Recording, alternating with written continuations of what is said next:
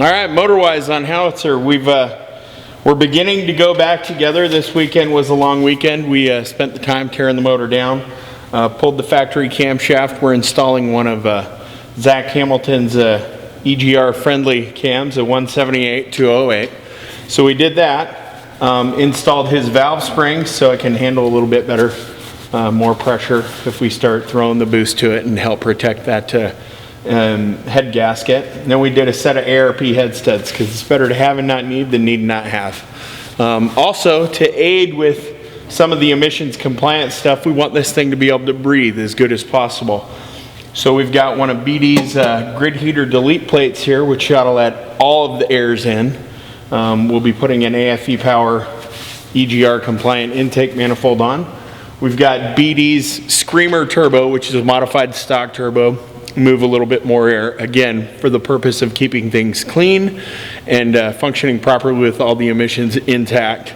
And one of their two-piece manifolds, which ought to prevent any cracking, drop drive pressure a little bit, and allow for all of our emissions controls to stay on. As far as the fuel side of things goes, we've got a fleece distribution block, which replaces the factory fuel filter housing on the block. A BD 12 mil pump, and of course a set of Dynamite diesel products injectors. It's going to take the stock ones and not really shoot for increasing horsepower, but balancing them out, doing a couple tweaks internally, some of his secret sauce recipe. So we got all the, so we're going to keep tearing into this thing, putting it back together. Our goal here is in the next day be dropping the cab back on and working on firing this puppy up.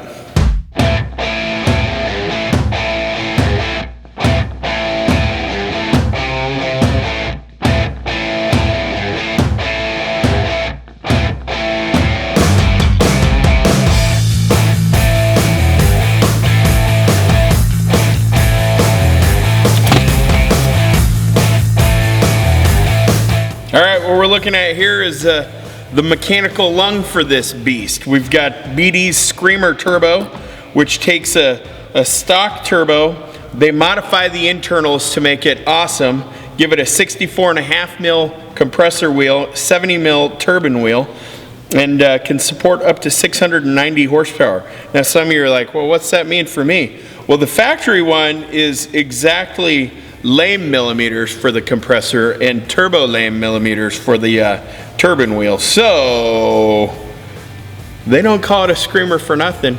Take your girl for a ride after you install it.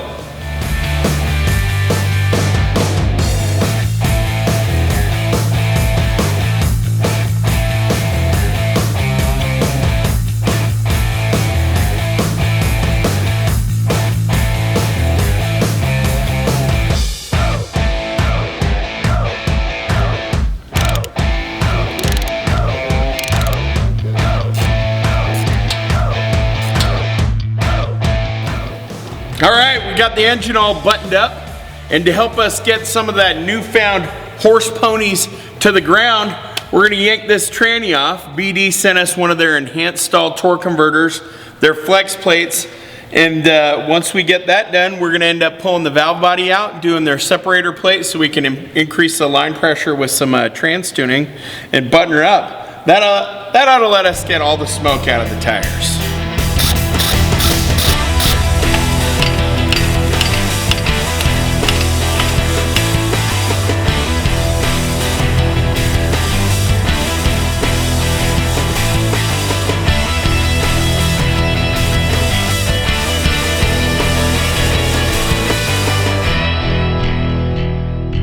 So we thought we were done with motor work, thought we'd throw a little something extra at the mix. Now, kind of the nice thing for us as the official retailer of the Ultimate Adventure is that we get access to a lot of great companies with a lot of great parts. As you know, we're trying to keep this all emissions intact and yet still achieve some performance gains. So to do that, our friends at ATS have just come out with this new Add-a-Turbo setup that works with the factory turbo and helps move a larger volume of air. More air, cleaner. Now some downsides to that, which we've got to handle with the programming, are temps.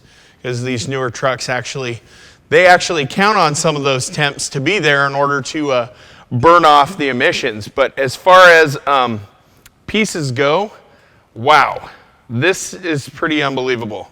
So we've got this, which is kind of the big part of this whole compound setup. Got a little factory alignment dowel here. Mounts off of the back of that factory VGT. That positions everything.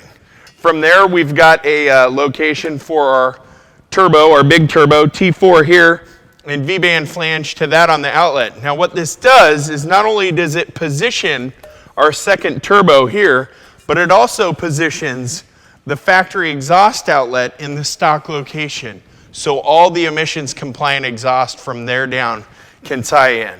Now some of the hurdles to overcome with these newer trucks fitting this big purple people eater under the hood is the coolant tank reservoir gets way in the way. So they've also made one of these nice upgraded coolant tank resis and one of the AC lines.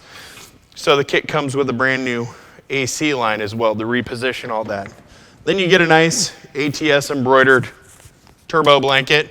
Keep that turbine housing handled. All the piping that's needed to get the high pressure side off to that stock turbo, into the charge air cooler, into the motor, and down the line.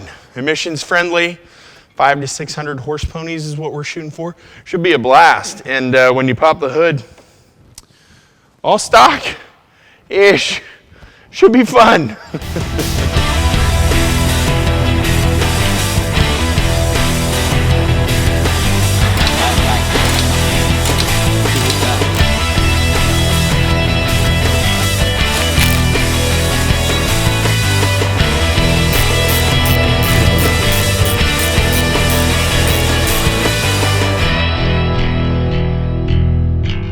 Motor work, done. Trans work, done. Frame shortening, done. It's time to put the cab on and move on to other things. We got to get some elevation on this project. Get some suspension underneath it. I'm excited to show you why we picked the components that we did. Stay tuned for more.